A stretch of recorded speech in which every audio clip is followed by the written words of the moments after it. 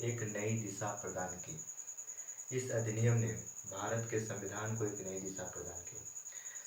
इस अधिनियम को भारत शासन अधिनियम 1935 कहा गया।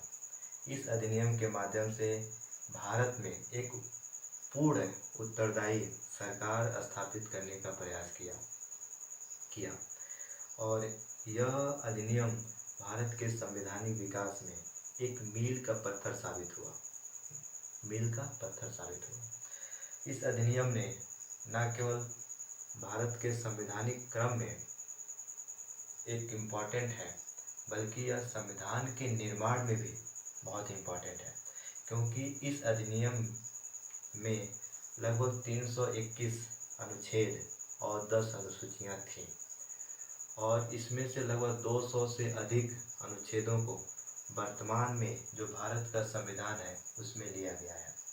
तो यह एक अधिनियम जो है भारत के संविधान के लिए बहुत ही महत्वपूर्ण है और परीक्षा की दृष्टि से भी बहुत ही महत्वपूर्ण है, क्योंकि यहाँ से सवाल सीधे परीक्षाओं में पूछे जाते हैं। तो आइए शुरुआत करते हैं भारत शासन अधिनियम 1935। भारत शासन अधिनियम 1935। तो जैसे मैंने बताया आपको कि अधिनियम भारतीय संवैधानिक विकास में एक मील का पत्थर साबित हुआ और पूर्ण उत्तरदायी सरकार स्थापित करने के लिए इस अधिनियम को लाया गया। ठीक, तो इस अधिनियम में 321 धाराएं थी। ठीक, और 10 अनुसूचियाँ थी। 10 अनुसूची थी। तो 10 अनुसूची थी। वर्तमान में जो भारत का संविधान निर्मित किया गया, तो 1935 का जो अधिनियम था, इस अधिनियम की अधिकांश धाराएं भारत के संविधान में ग्रहण की गई। यानी 321 धाराओं में से लगभग 200 से अधिक धाराओं को भारत के संविधान में देखा जा सकता है। ठीक, तो आइए इस अधिनियम की कुछ महत्वपूर्ण विशेषता को जान लेते हैं। तो पहला विशेषता था पहला अखिल भारतीय संघ की स्थापना हुई। अखिल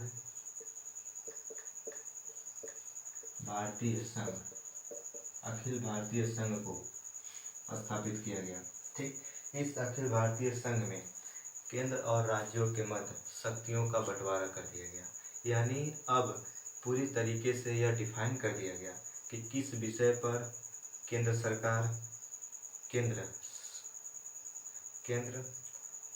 शासन या कानून बनाएगा और किस विषय पर राज्य या प्रांत शासन में कानून बनाएंगे। तो जैसे इस अधिनियम के माध्यम से केंद्र और राज्यों के मध्य शक्तियों का बंटवारा कर दिया गया। तो इसमें संघ सूची, ठीक, दूसरा है राज्य सूची, तीसरा समवर्ती सूची, ठीक, चौथा है अवशिष्ट शक्तियाँ जो है वह यानी जो इन तीनों अनुसूचियों में जो विषय बच जाएंगे उस विषय पर कानून वासराय बनाएंगे। उसी को क्या कहा गया? अवशिष्ट शक्तियाँ कहा गया।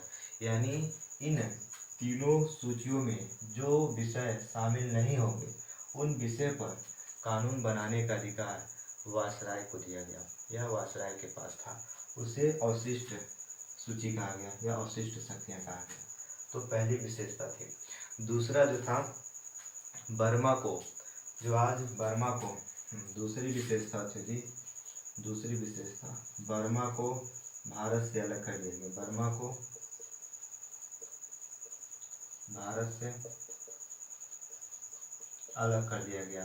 ठीक, दूसरी विशेषता थी। इससे पहले भारत में बर्मा था, बर्मा को अलग कर दिया गया।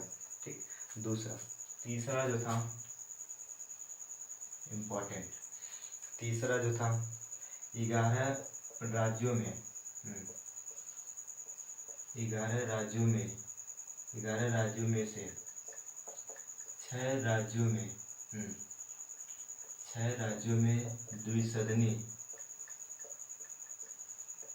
द्विसदनीय व्यवस्था आरंभ किया गया। द्विसदनीय व्यवस्था आरंभ की गई, यानी 11 राज्यों में से 6 राज्यों में द्विसदनीय व्यवस्था स्थापित की गई। वे 6 राज्य थे बंगाल, असम,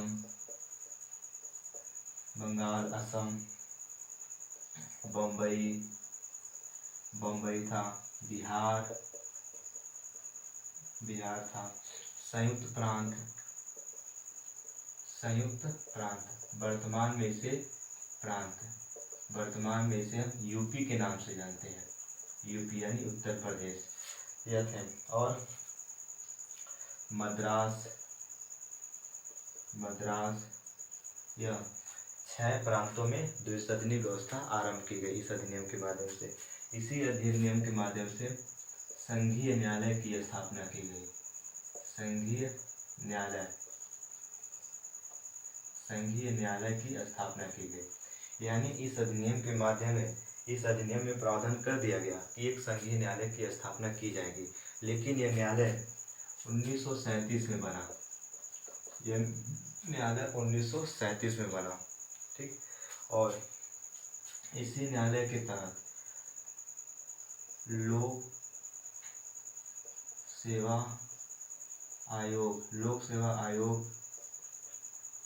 आयोग का गठन किया गया, यानी लोक सेवा आयोग का गठन किया गया, यानी केंद्र में संघ लोक सेवा आयोग और राज्यों में राज्य लोक सेवा आयोग, और 2 या 2 से अधिक राज्यों के लिए